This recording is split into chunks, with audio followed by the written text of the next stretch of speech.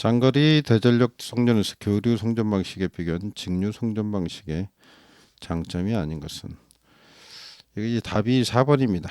그냥 체크를 해보시고요. 이거 변성 AC 같은 경우에는 그죠? 이 간단한데, AC 같은 경우는 변성이 간단한데 DC 같은 경우에는 이거 직접 안 돼요. DC에서 DC 안 돼요. 그래서 여기다가 AC를 거쳐서 가야 돼. AC로 바꿨다가 다시 바꿔야 돼요. 그렇기 때문에 이게 쉽지 않다.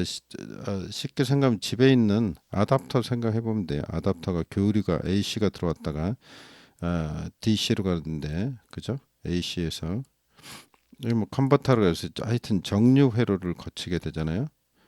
그래서 AC만 이렇게 해서 여기다 TR을 달아가지고, 그죠? AC에다가 일단은 전압 변성을 하죠. TR에서 이렇게 해서 나온 교류를 다시 정류를 해서 DC로 가는 거 아니에요.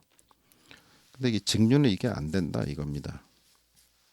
왜 그러냐면 주파수 자체가 존재를 해야 되는데, 그래 이제 왔다 갔다 하는 파형이 돼야지 여기에 의해서 이제 할 수 있는 건데, 이게 없단 얘기죠.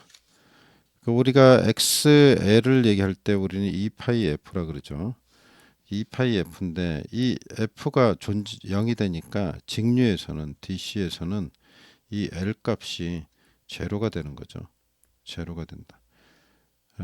그런 특징이 있습니다. 그리고 이제 이 파형이, 직류는 이제 교류 같은 경우 이렇게 되는데, 우리가 직류로 계산을 하면 우리가 시료치라 그러는데, 시료값 이게 시료값을 이제 우리가 얘기를 하는데, 직류라 그러면 이제 교류에 있어서 시료값이 직류다 이렇게 본다 그러면은, 여기 이제 위에 부분만큼 이 최대값이 있으니까 이만큼 더 해줘야 되니까, 시료값을 직류라고 본다 그러면, 그죠? 요거를 직류로 본다 그러면 이 빨간 부분만큼 교류는 최대값까지 더 있기 때문에 절연을 더 해줘야 된다, 이런 특징이 있다는 거죠. 그러니까 교류하고 직류는 그런 차이점이 있다는 것을 좀 알고 계셔야 되겠습니다.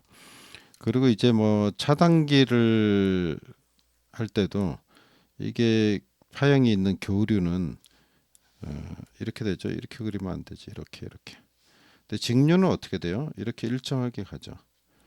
그래서 직류는 차단을 하려면 이만큼 높은 요만큼에 해당되는 이거를 차단해 줘야 되는데, 교류에서는 어떻게 돼요? 여기 0점 있죠? 여기 0점에 올 때, 그죠? 0점에 올 때 차단을 하면 훨씬 용이하다.